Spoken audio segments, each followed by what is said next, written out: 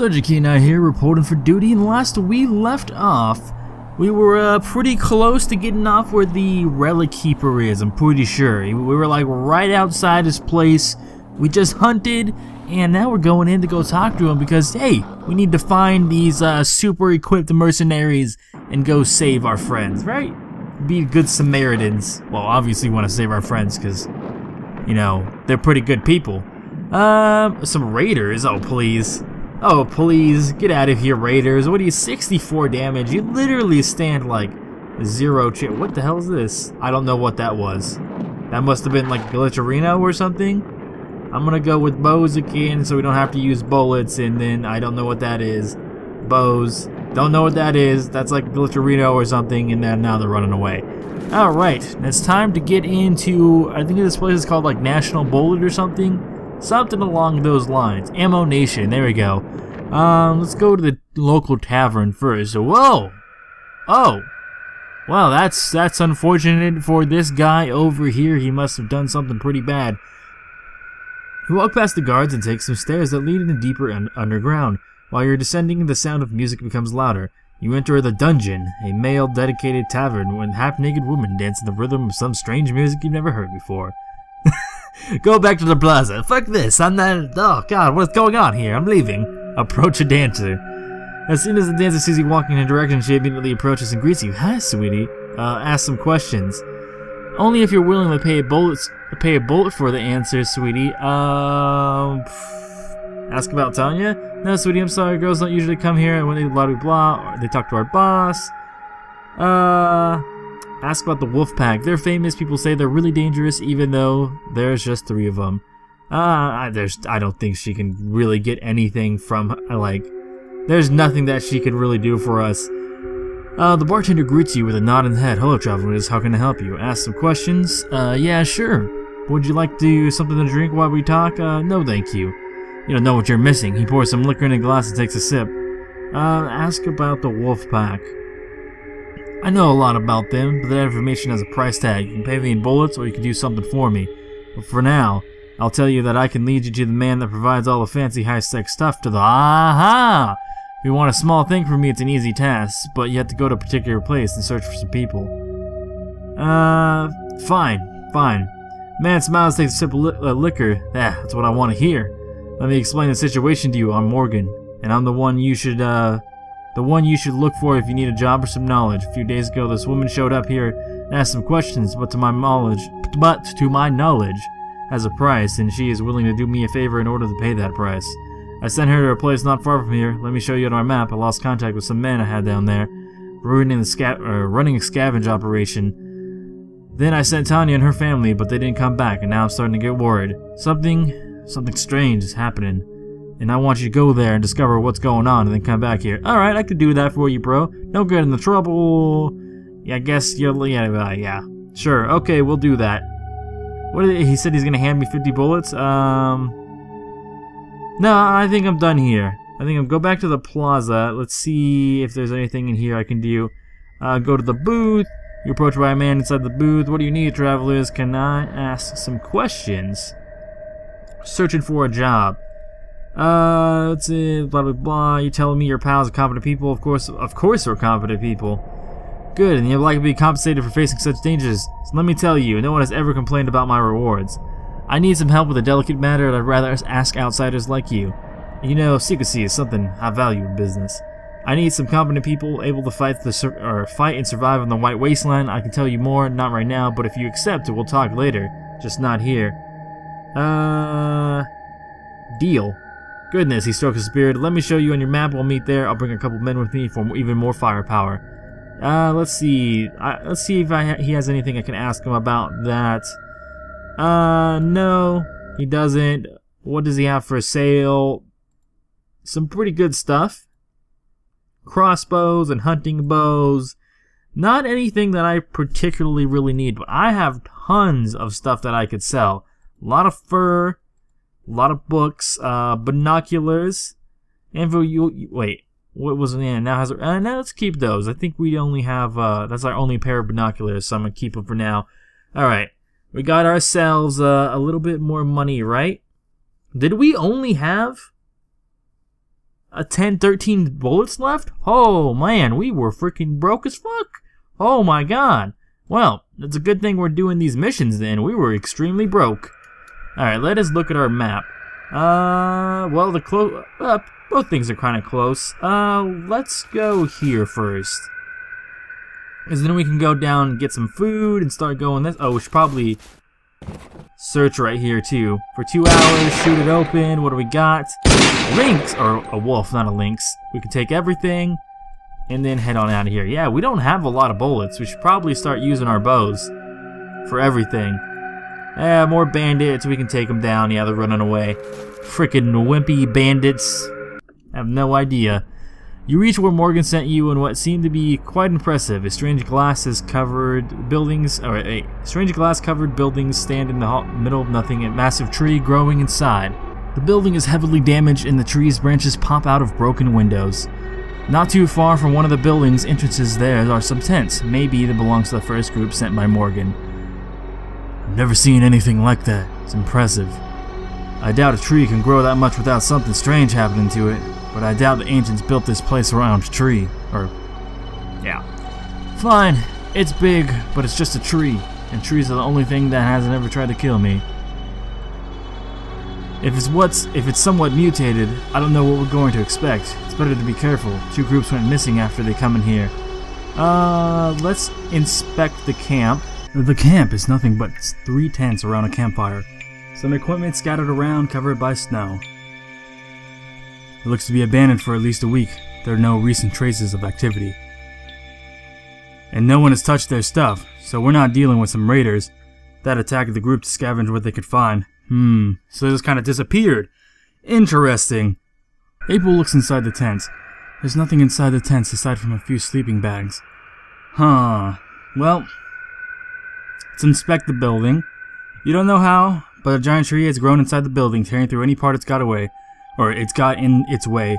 You've never seen a building made of... Oh, okay, we've already read this. Then I guess we just enter it, because there's nothing else we can really do.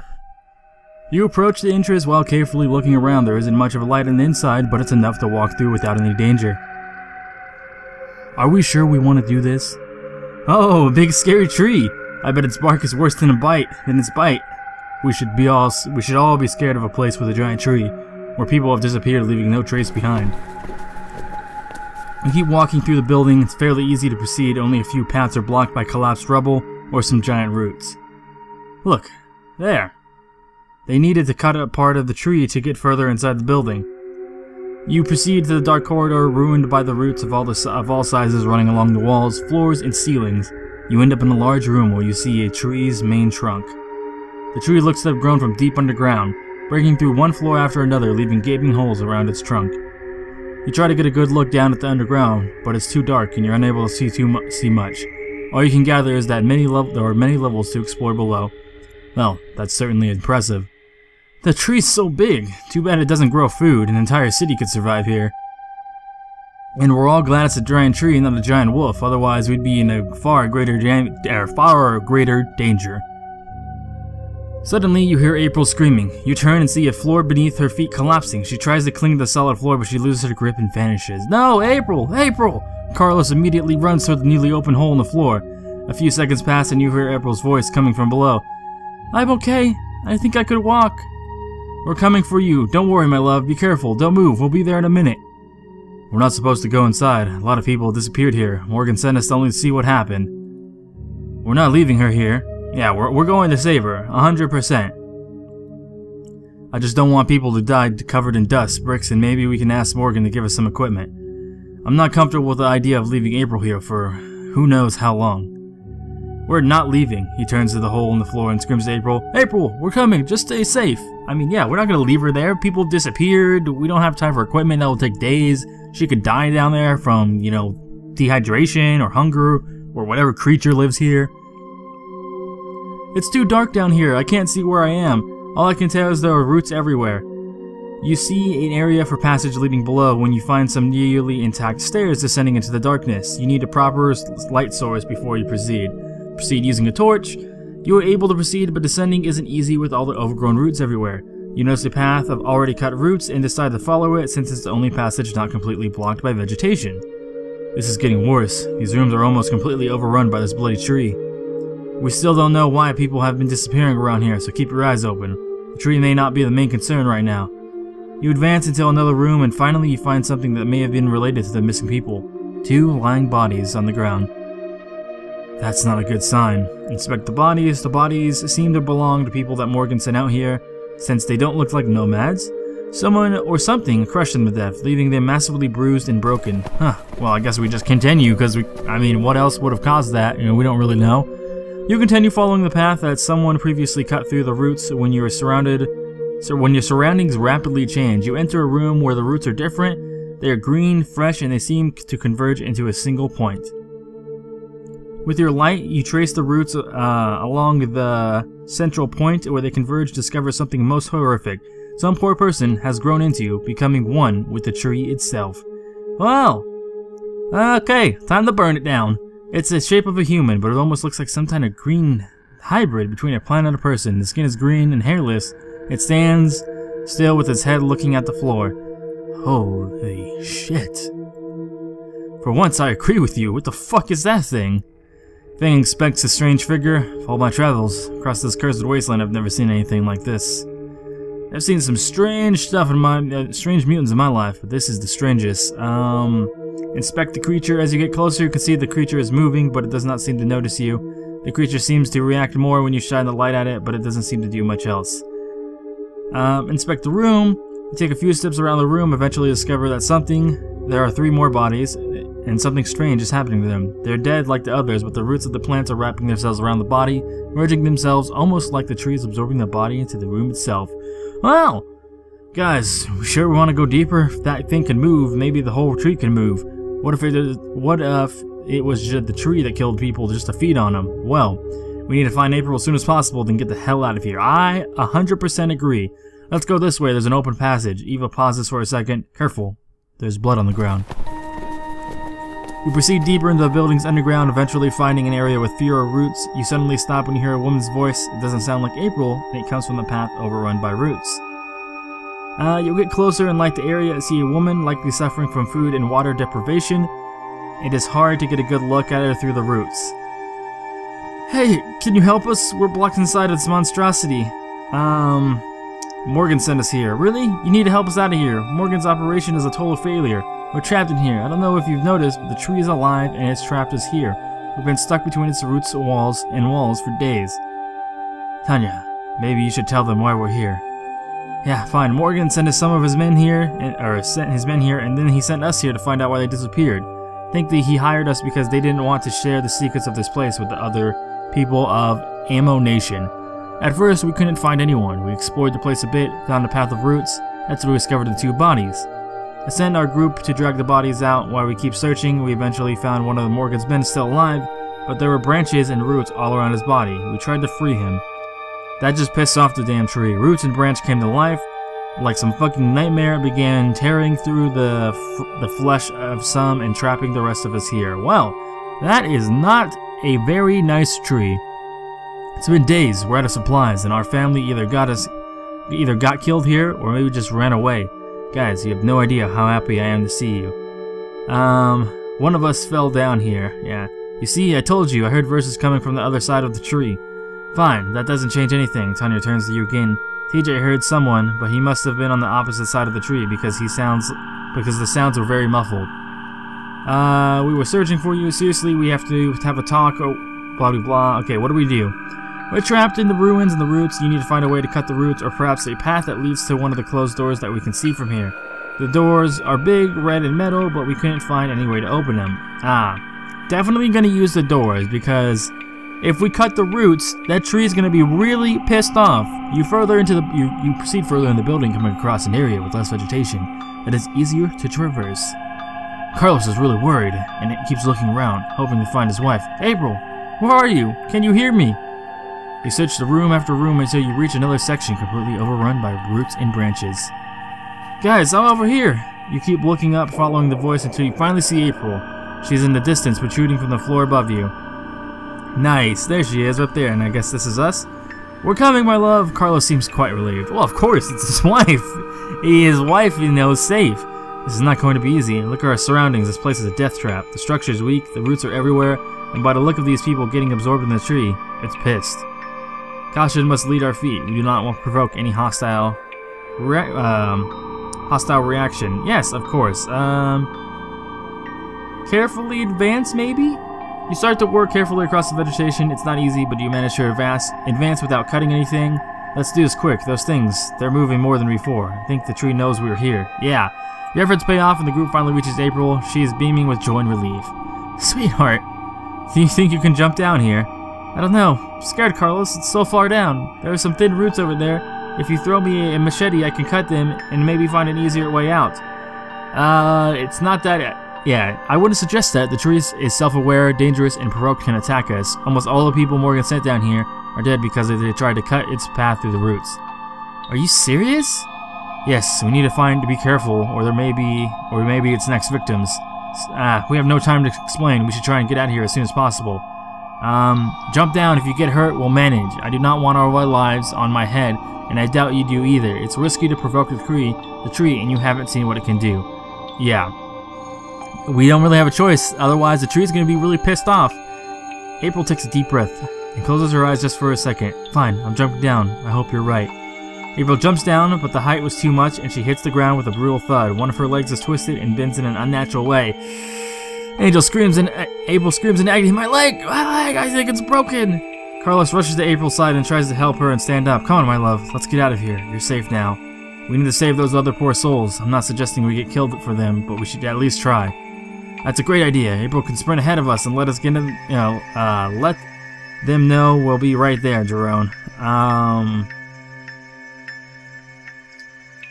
We need them to chase the wolf pack. If we should try anything, yeah, we'll get hot, and we'll try and, yeah, we should at least try. If anything get hot, we'll run away, but we need to make an honest attempt. Carlos looks at her for a moment before replying, Fine, but it looks like it's about to get hairy. I'm grabbing April and taking our happy asses out of the exit. Well, you know what, Carlos, you, even with your smile, you're kind of seeming like a dickbag. Like, I'm kind of not liking you. I liked you in the beginning, and now you're just being an asshole, like, all the time. I understand you care for your wife, but come on. Let's move. I feel we don't have much time. The tree's waking up. Good reason to get out of here as soon as possible. Suddenly, the ground begins to rumble, and there's movement all around you. It seems the tree has finally woke up, and its roots are shaking the entire building. The place is falling apart. We have to get out of here. Your group starts running, trying to back out the same way that brought you so deep into the building. Carlos struggles to help. April walk while the plants come to life all around their feet. The surroundings are changing right before your eyes as the roof shifts and more moves about. The tree is more aggressive now. If the roots reach out towards you and its roots reach out towards us, that's not good. Jerome points his finger at the passage you previously used to explore the building, and it's now completely blocked by roots and rubble. This way! Eve starts running down the corridor and is previously hidden by roots. Come on, let's go! You proceed through the corridor when suddenly you hear a female voice screaming. Tanya and TJ eruptly appear from around the corner. What happened? Were you trapped? The roots started to move and we were able to find a way out. Awesome. Okay, great. Less running from the mouth and more running of the feet. I don't want to die under a ton of bricks and concrete today. Yes, that seems to be clear enough. Let's go! Let's get out of here. Fucking trees trying to kill us, bro. No, I don't appreciate this. After what seems like a lifetime of running along the roots, climbing or clawing and grabbing at whatever they like to reach, you finally see some stairs leading to the upper floors. Up there, look, they should be able to lead us out. While you run up the stairs, you hear screams coming from behind you. You turn and see April grabbed by the roots and her legs and arms completely entangled in them. Carlos tries to help her, but the roots get the better of him and wrap his body and prevent him from freeing April himself. Throw an incendiary grenade on the vegetation behind April and Carlos? Sure. What the hell? The grenade lands on the trapped and bursts. Oh no! Oh wait, as they recoil, it allows April and Carlos to escape from the deadly grip. Oh my god, I thought it was about to burn them alive. I thought I fucked them so hard. Come on, let's get out of here. The group moves without haste and finally reaches the stairs. The group is able to make up a few floors before being stopped by a massive hole that occupies the space where the stairs are supposed to be. The group tries to find a way around. Thankfully, the upper floors seem to be safe since there is less vegetation trying to kill you. Demetra points her finger to the opposite side of the room. There! You turn and see the same stairs that allows you to go deeper into the building. You run to reach them, but suddenly the floor trembles and several roots emerge from the ground.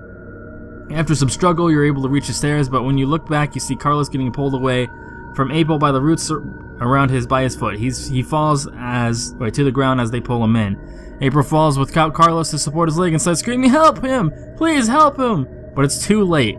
No! Carlos! No! They were too far behind. While you run, Carlos, you see the roots crushing his body with incredible strength. Fuck! No! No! April screams through her tears while Demetra and Jerome drag her away. April, he's gone. We have to go. Jerome keeps dragging April's body across the ground as she screams to the side of the dismembered body of her husband. Fucking Carlos! Shit! Let's get out of here! Momo turns and starts running along with you and the others. Oh, the entire building trembles intensely. Debris fall around you as the climb stairs, desperately trying to escape. You finally reach the ground floor and run with all your might until you manage to get away from the building. Jerome's body almost gives out. He collapses to the ground. He struggles to sit upright, saying nothing. He just looks around with you at a desperate face and shakes his head. April keeps crying as she lays on the ground. Dimitri and Eva are near her, trying to be supportive, but she is too lost in her own grief to notice them.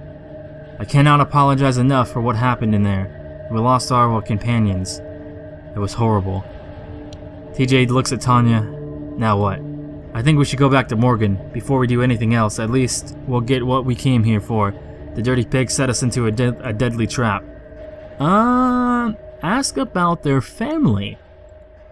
We were 9 and now there's only 2 of us. We lost our friends and family. We have nothing now. We were people I liked. Well, there were people I liked and people I didn't, but I never wanted to see any of them dead. Yeah, I don't think I'll miss that annoying prick of Devin. I really wish I was able to ask them to join my family. Ask about the Wolfpack, whatever reasons, what do you want, why are you interested in them? We've been after them since day 1, since they took some of our friends. Then let's all go to Morgan, then we'll talk about the Wolfpack once the pig gives out the information that costs us our entire family. Okay, alright. Alright, I don't know what April said, but who cares? You pack in the next things and go back to the next stop, Ammo Nation. Yes. Well, that was really intense. That was a really intense thing, man. We lost Carlos, and I don't really think there would have been anything we could have done. I don't think so. I think Carlos was going to die no matter what. The only thing we maybe would have been able to done is if we found another way.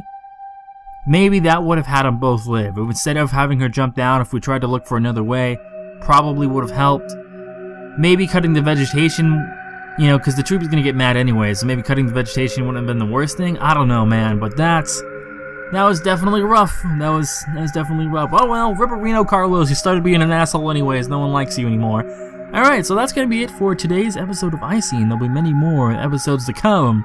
I'm Sergeant Kenai, and I'm signing out.